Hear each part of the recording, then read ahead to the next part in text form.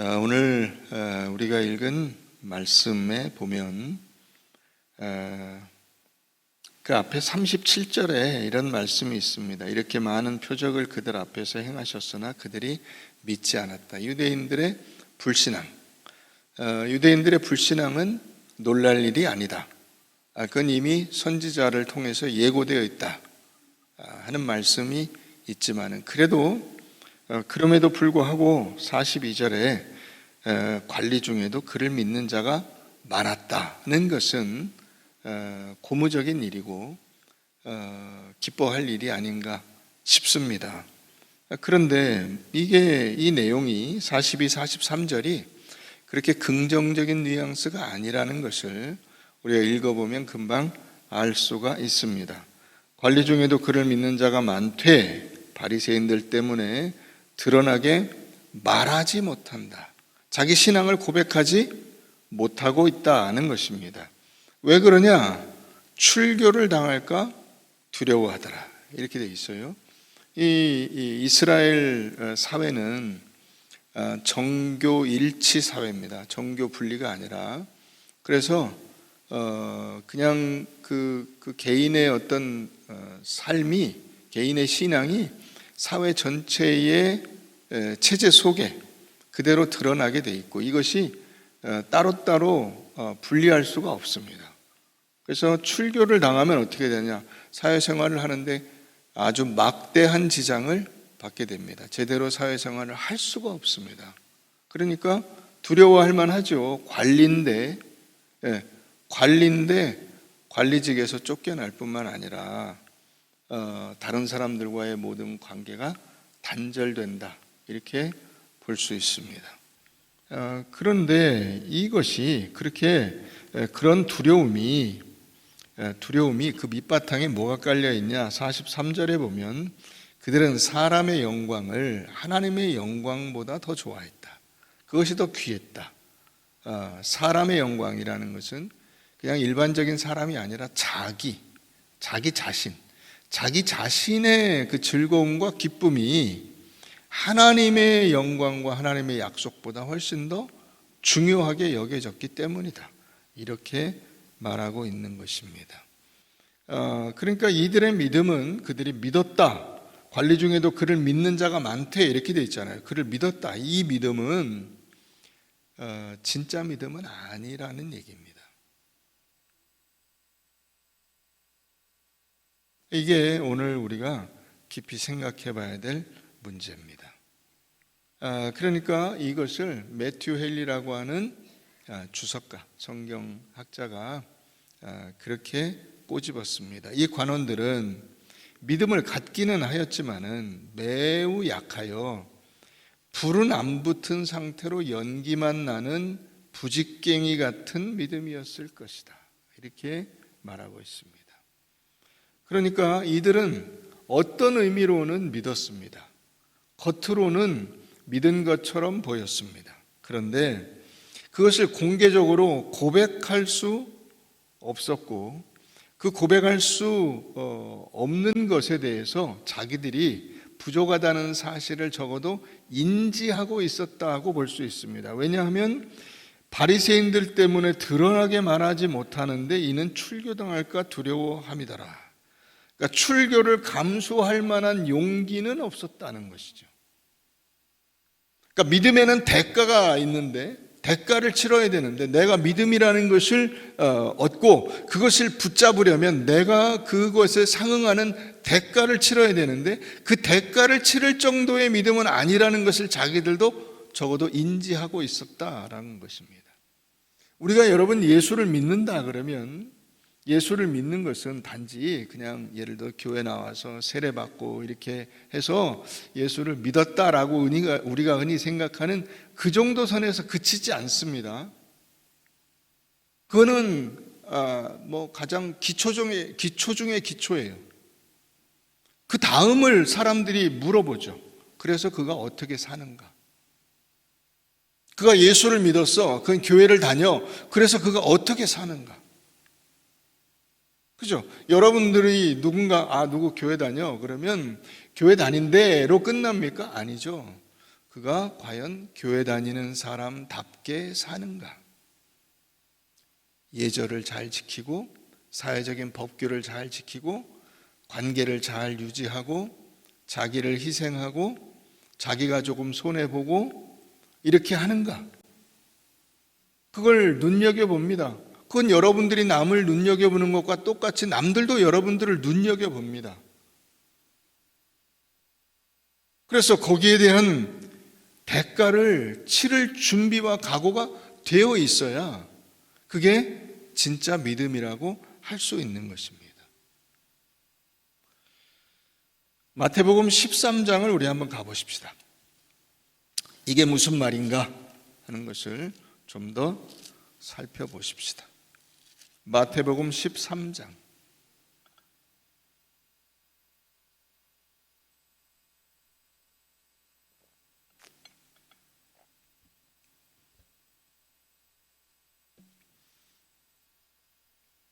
천국은 마치 밭에 감추인 보화와 같으니 사람이 이를 발견한 후 숨겨두고 기뻐하며 돌아가서 자기의 소유를 다 팔아 그 밭을 사느니라. 또 천국은 마치 좋은 진주를 구하는 장사와 같으니 극히 값진 진주 하나를 발견함에 가서 자기의 소유를 다 팔아 그 진주를 사느니라. 이 두 가지 이 표현에 밭을 사고 진주를 사고 하는 여기 표현에 공통적으로 나오는 것이 있습니다. 그건 뭐냐면 이 밭이 굉장히 값진 것이다 하는 것이고, 그것을 그 값지다는 가치를 발견한 그 사람이 가서 자기 소유를 다 팔아 그 밭을 샀다. 그 진주가 값지다는 사실을 발견하고 자기 소유를 다 팔아, 다시 말하면 자기 소유 전체와 이 진주를 맞바꾼 것이고 자기 소유 전체와 이 밭을 맞바꾼 겁니다. 뭐 더 대출을 받았을 수도 있습니다. 더 돈을 많이 더 들였을 수도 있습니다. 어쨌든 그렇게 해서 이 자기 소유를 다 팔아 그 진주를 샀다는 것입니다. 자, 밭이 그 매물이 1억 원에 나왔습니다. 그런데 그 비슷한 그 넓이의 밭이 다른 밭은 7천만 원인데 5천만 원인데 이 밭은 1억이에요. 근데 어떤 사람이 그걸 사더라는 겁니다. 한 배나 비싼데 그걸 왜 사지? 야, 돈이 남아도나 봐. 바보 아니야? 그걸 사더라는 거예요. 그 사람은 왜 샀죠? 그 밭에 보물이 묻혀 있더라는 겁니다. 그래서 그걸 샀어요. 어떤 진주가 이렇게 매물이 나왔는데 다른 진주는 1,000만 원인데 이 진주는 3천만 원이야. 비슷한 그 알갱이 굵기에 똑같은 진주가 하나는 1,000만 원이고 하나는 3천만 원이야. 그걸 왜 사지? 바가지 쓰는데. 근데 어떤 사람이 그걸 사더라는 겁니다.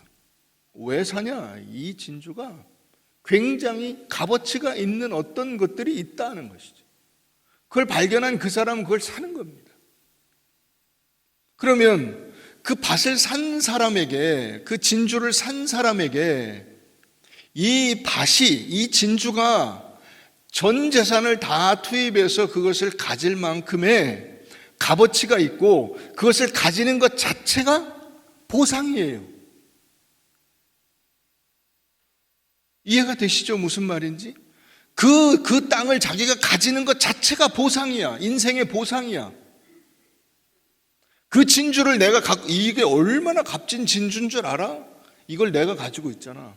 이거 내 거야. 라는 그것 자체가 보상이라고. 여기서 이 밭은, 보화가 묻힌 밭, 이 값진 진주는 뭘 말하죠? 예수 그리스도를 의미합니다. 예수를 내가 믿고 예수 그리스도가 나의 구주이신 것, 그것 자체가 나에게 보상이에요. 그런데 우리는 그렇게 생각을 안 하죠. 주님, 제가 모든 잘 나가는 거, 돈, 명예, 어떤 세상적인 이런 거 다 버리고 주님을 따랐으니까 주님이 나를 위해서 그걸 다 보상해 줘야 되지 않습니까? 제자들도 그걸 묻잖아요. 제자들도. 우리가 모든 것을 다 버리고 주를 쫓았나이다.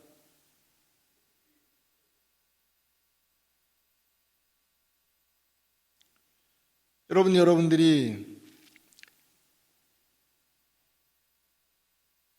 모든 희생을 다 감수하고 밭을 샀기 때문에 밭을 산 것에 대한 보상이 따로 있어야 된다고 생각을 하고, 진주를 샀기 때문에 그 진주 말고 또 다른 보상이 있어야 된다고 생각하는, 거기서 여러분들의 신앙에 문제가 생기는 것입니다. 이게 잘못된 신앙이요, 신앙의 변질입니다. 여러분들이 결혼할 때 이제 하도 오래돼가지고 생각도 안 나시죠? 여러분 처음 결혼할 때 20대 그 팔팔하던 때, 그때 생각나세요? 저 여자만 있으면 나는 죽어도 좋다.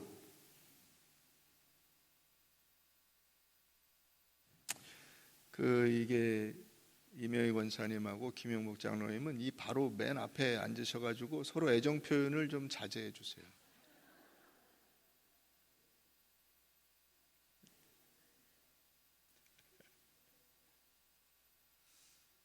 나는 저 여자만 있으면 죽어도 좋다. 저 남자만 있으면 나는 모든 것을 다 잃어도 괜찮다. 라고 생각하고 결혼한 거 아닙니까? 자, 그런데 결혼하고 나면 어떻게 하냐면, 내가 너를 위해서 모든 것을 다 바치고 왔는데 너는 왜 나한테 이렇게 해? 이렇게 대하는 거예요. 뭔가 잘못됐죠. 처음 마음은 그게 아니라고. 너만 있다면 나는 모든 걸 다 잃어도 괜찮아. 심지어 내 목숨까지도 줄 수 있어. 그건 어디로 가고, 자, 이제 내가 모든 걸 다 바쳤으니까 너는 나한테 내가 바친 거 플러스 곱하기 2 내지는 곱하기 3을 줘야 돼.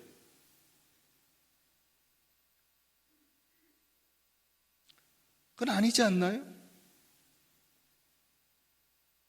그죠? 네. 자, 옆에 그 부부가 계신 분들은 한번 물어보세요. 그건 아니지 않나? 예, 한번 물어보세요. 그건 아니지 않아? 여보, 지금 당신의 모습은 그건 아니지 않아?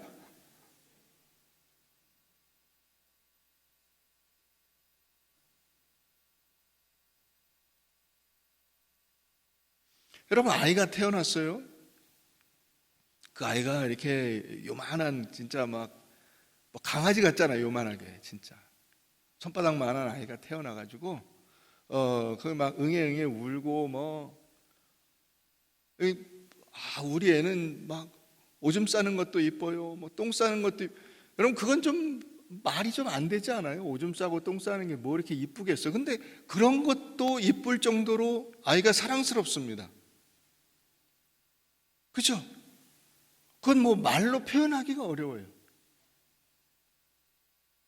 그런데 어느 순간 그 아이가 자라면 뭐라 그러냐면, 야, 내가 너를 위해서 내 젊음을 바치고 돈을 바치고 시간을 바치고 다 바쳤는데 너는 겨우 엄마한테 한다는 말이, 아빠한테 한다는 말이 이거밖에 못해? 라고 말한다고요. 걔가 옛날 생각이 안 나서 그렇지, 옛날에 여러분들이 걔한테 했던 것을 생각하면 아마 가만히 안 있을 거예요. 엄마 옛날에는 나 없으면 못 산다며. 그죠? 너 없으면 못 살아. 너가 최고야 그랬는데 어느 순간 너 말고 플러스 너 말고 플러스. 너만 갖고는 안 되고 너 말고 플러스 뭐가 있어야 돼. 그런 거예요.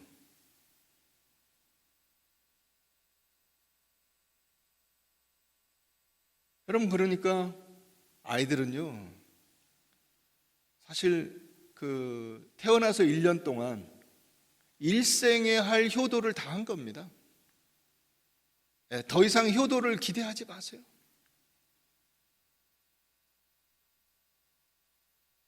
태어나면서부터 1년 동안이 이렇게 아장아장 걸을 그때쯤까지가요, 모든 효도를 다 한 거예요, 사실.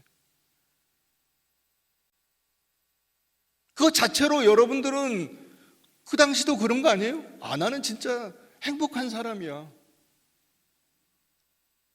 좋은 배우자를 만나서 이렇게 사랑스러운 아이와 함께 내 인생을 채워가다니, 내 인생에 더 이상의 그 기쁨과 바람은 없어.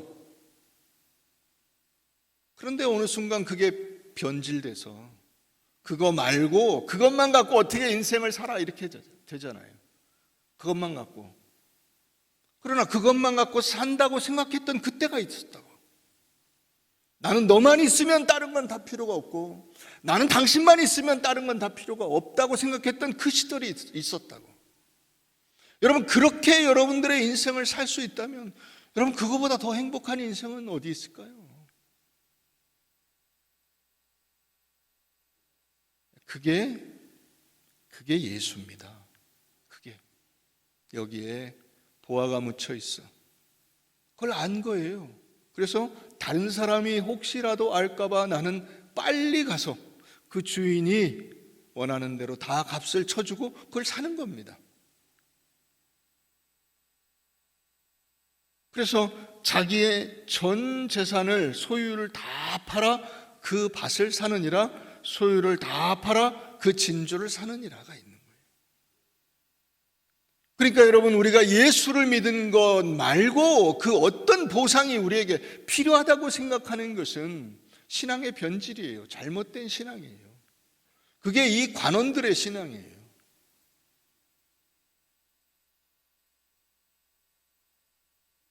우리는 예수를 만나고 예수를 믿고 우리가 하나님의 자녀가 된다는 것이 세상의 그 어떤 것보다 귀하고 중요한 가치라고 생각을 하고 그것을 선택하고 붙잡은 사람들 아닙니까? 믿습니까? 나는 세상의 그 어떤 것보다 예수가 중요하고, 나는 세상의 그 어떤 것보다 예수가 내 인생의 핵심적인 가치요, 능력이요, 자랑이라고 생각하고 그 예수를 믿고 있는 거 아닙니까? 뭐가 더 필요한가요?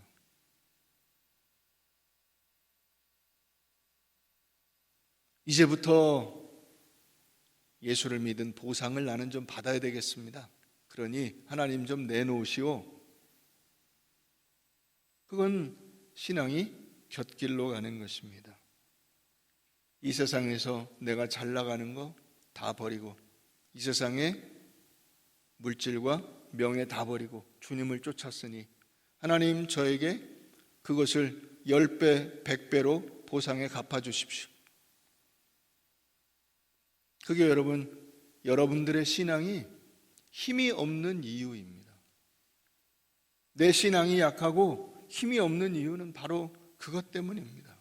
오늘날 한국 교회의 신앙이 혼란하고 연약해진 이유는 무엇이냐? 예수 믿은 이후에 신앙을 동원해서 내가 원하는 세상적인 것을 얻어 가지는 것이 보상이라고 생각하는 믿음으로 변질된 것입니다. 그러니까 이와 같은 신앙의 변질로 인해서 우리 신앙에 기쁨이 없어지는 것입니다. 기쁨이. 여러분, 다시 여러분 연애할 때를 생각해 보세요. 내가 좋아하는 남자와 여자가 환하게 한번 웃어주는 것만 해도 여러분들이 하늘을 나를 것 같잖아요. 그렇지 않아요?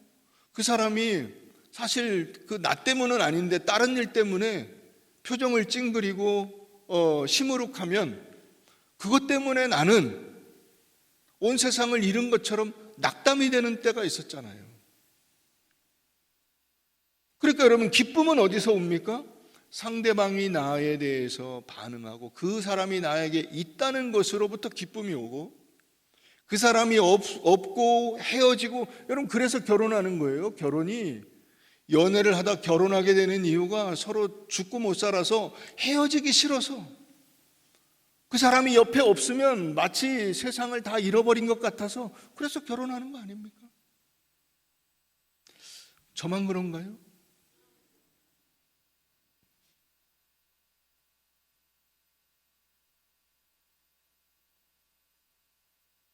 우리는 내가 얻은 것이 무엇인지를 모르는 겁니다. 나에게 예수님이 오셨다는 것이 무엇인지를 모르고 있는 거예요. 그러니까 예수 말고 다른 거를 자꾸 요구하는 거죠.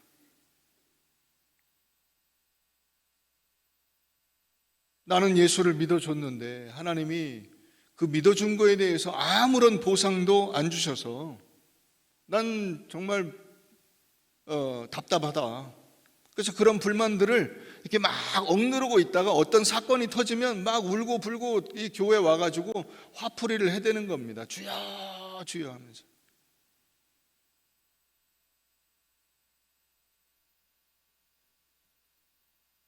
우리의 믿음이 어느 차원으로 가야 하는가를 우리 성경을 한번 보십시다. 골로새서 1장입니다. 골로새서 1장.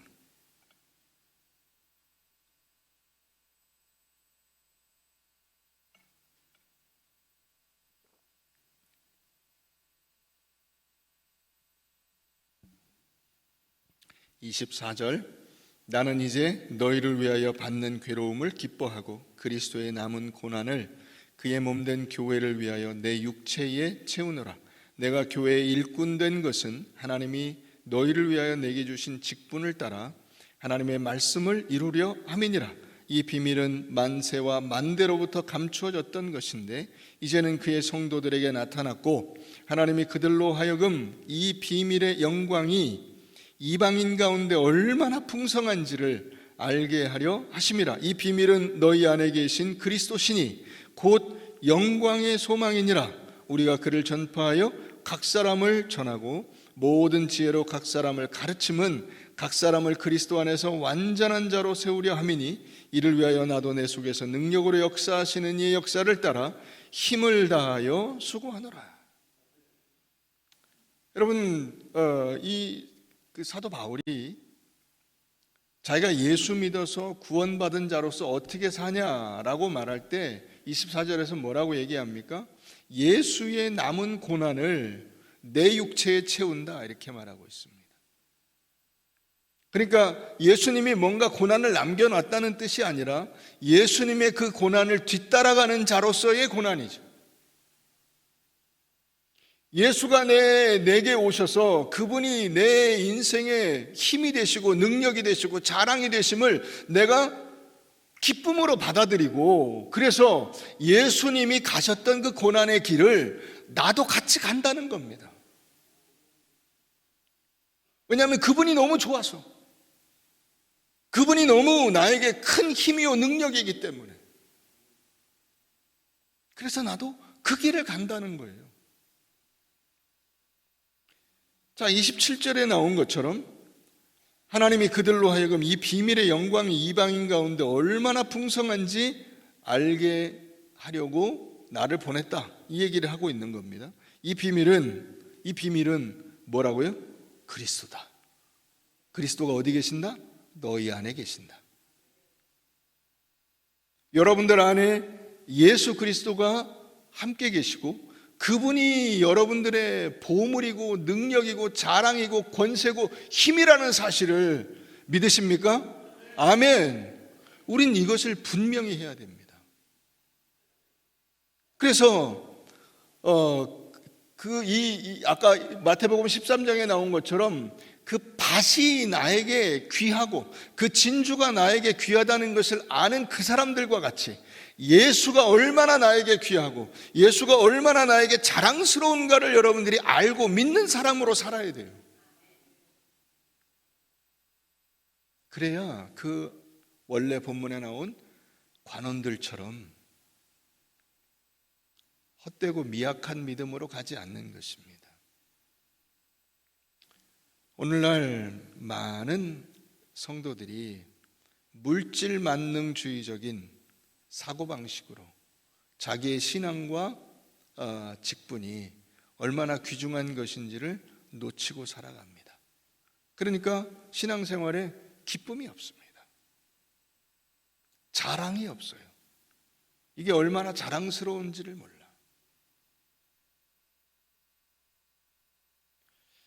우리가 종종 그런 이야기를 듣지 않았습니까? 예전에 예를 들어서 어떤 아이가 자기 엄마가 시장에서 노점상을 하는데 친구가 거기를 지나가게 되었습니다.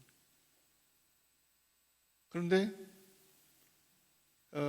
엄마가 이제 자기 딸이 오니까, 자기 아들이 오니까 이게 뭘 좀 주려고 다가가니까 이렇게 엉겹결에 받긴 받았어요. 친구가 물어봅니다. 누구야? 아니, 난 잘 모르는 아줌마인데.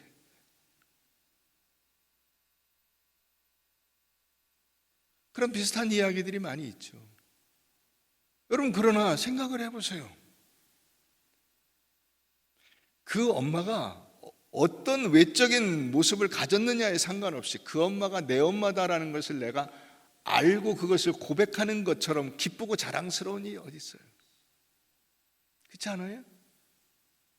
무슨 멋진 옷을 입고 좋은 차를 타고 내리는 엄마나 아빠여야 돼요? 그래서 여러분들은 그런 엄마와 그런 아빠 밑에서 자라서 불행하셨어요? 아니죠. 그렇지 않죠. 이것을 우리가 알아야 된다고. 예수가 얼마나 우리에게 자랑이요 능력이요 힘인가를 아는 데서부터 진정한 기쁨과 감사와 자랑이 나오는 것이고, 그렇게 살아갈 때에 우리의 인생이 힘있게 되는 것입니다. 그 사람이 멋진 사람이 되는 거예요. 아버지가 아무리 옛날식으로 똥지게를 지고 다닌다고 해서 그 아버지를 부끄럽게 여기는 사람과, 그렇더라도 나는 우리 아버지가 내 아버지야, 나는 우리 아버지의 그 벌어온 돈으로 먹고 학교 다니고 이렇게 열심히 잘 생활하고 있어 라고 생각하는 그 아이가 훨씬 더 훌륭하고 멋진 아이예요. 그 사람이 훌륭한 사람입니다. 거기에 참된 가치가 있는 것입니다. 그 얘기를 오늘 본문이 우리에게 가르쳐주고 있는 것입니다. 우리는 예수를 믿음으로써 이미 하나님의 자녀로서의 보상을 받은 것입니다. 그 다음에 내가 예수 믿은 것 다음에 출교를 당하든가 외적인 핍박을 당하든가 고난을 당하든가 이것이 전혀 문제가 되지 않는다는 거예요. 사도 바울의 고백이 바로 그것입니다. 나는 이제 너희를 위하여 받는 괴로움을 기뻐하고 그리스도의 남은 고난을 내 육체에 채운다고 고백하잖아요.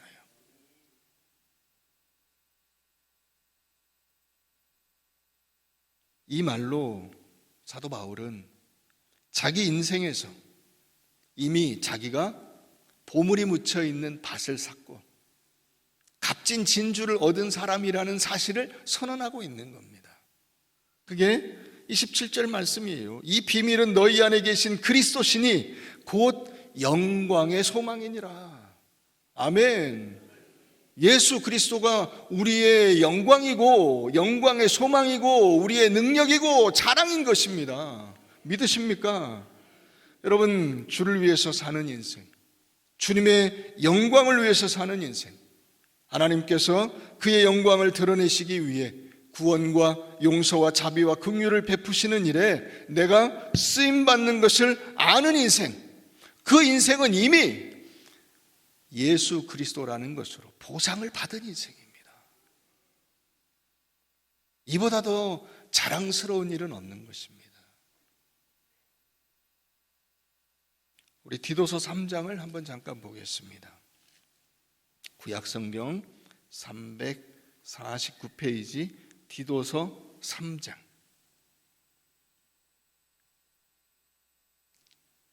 디도서 3장 3절 말씀.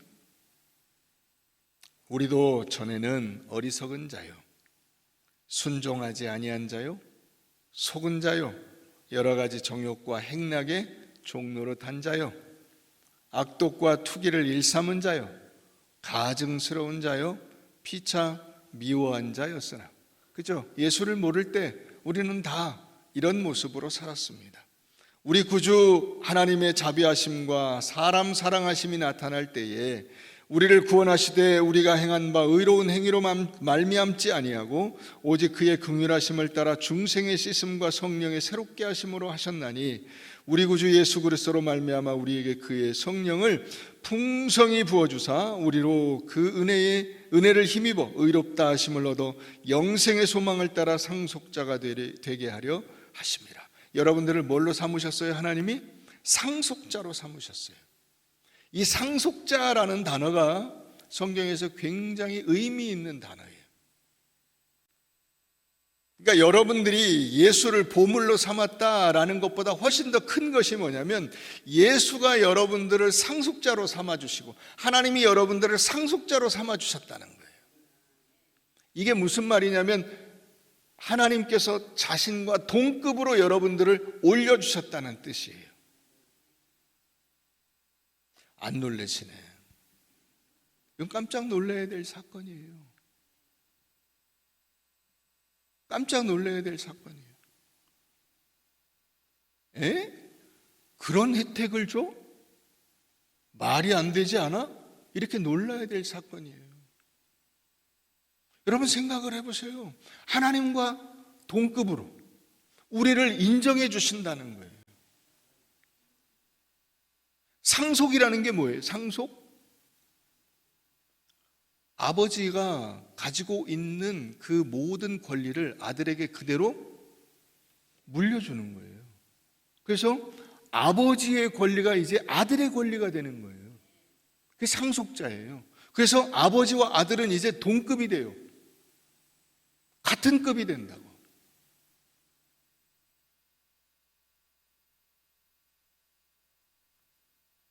여러분들을 자꾸 저 아래에 있는 어떤 사람들 같이 값싸게 취급하시면 안 됩니다. 아무렇게나 행동하시면 안 돼요. 아무렇게나 말해서는 안 되는 것입니다. 의젓해야 돼요. 넉넉해야 돼요. 베풀 수 있어야 돼요. 얼굴에 품위가 넘쳐야 하고 조금 손해보고 조금 힘든 것으로 불평하고 원망하는 그런 모습을 이제 거둬야 돼요. 그렇게 사는 게 아닙니다. 하나님과 같은 레벨이라고.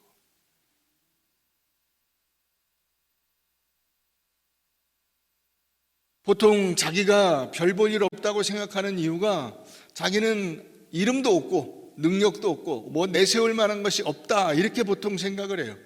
아니에요. 그건 세상적 기준이에요. 하나님의 기준으로는 여러분들이 다 상속자예요. 하나님의 자녀로 하나님께서 여러분들을 인정해 주신다고. 얼마나 감사해요. 얼마나 감사해요. 얼마나 기뻐요. 그 자체로서 우리는 뛸 듯이 기뻐해야 돼요. 여러분 가끔 날아갈 듯이 기쁘다 그런 말이 있잖아요. 그런 걸 느껴본 적이 언제 있으세요? 언제? 별로 없죠? 길 가다가 돈 주워 보셨어요? 요즘에는 길 가다가 돈 주는 일도 없어. 그죠? 다들 카드 들고 다녀가지고 길거리에 카드가 떨어져도 이제는 뭐 소 닭 보듯이 발로 차버리고 말아요. 왜냐하면 카드 쓰다가 이제 걸릴까봐 카드도 안 주서. 여러분 그런 세상적인 기쁨이 아니라 그죠? 내가 좋아하던 여자가 내 여자가 되는 것처럼 기쁘고 내가 사랑하던 남자가 내 남자가 되는 것처럼 기쁘고 그죠? 내가 그토록 10달 동안 품고 있던 아이가 나와서 빵긋 웃어줄 때의 그 기쁨, 그런 기쁨, 엄마라고 불러줄 때의 그 기쁨, 그런 정도의 기쁨보다 훨씬 더 큰 기쁨. 하나님이 나를 너는 내 자녀라, 너는 내 아들이라, 너는 내 딸이라 부르시고 그 모든 권리를 이양해 주시면서 너는 내 상속자라 라고 말씀하실 때의 그 기쁨은 말로 다 할 수가 없는 것입니다. 그러므로 기뻐하고 감사하고 담대하십시오. 담대하십시오. 세상적인 어떤 그 위압에 억눌리지 마시고 가슴을 쫙 펴시고 얼굴을 펴시고 하나님의 그 자녀로서의 넉넉함을 여러분들의 삶을 통해서 드러내십시오.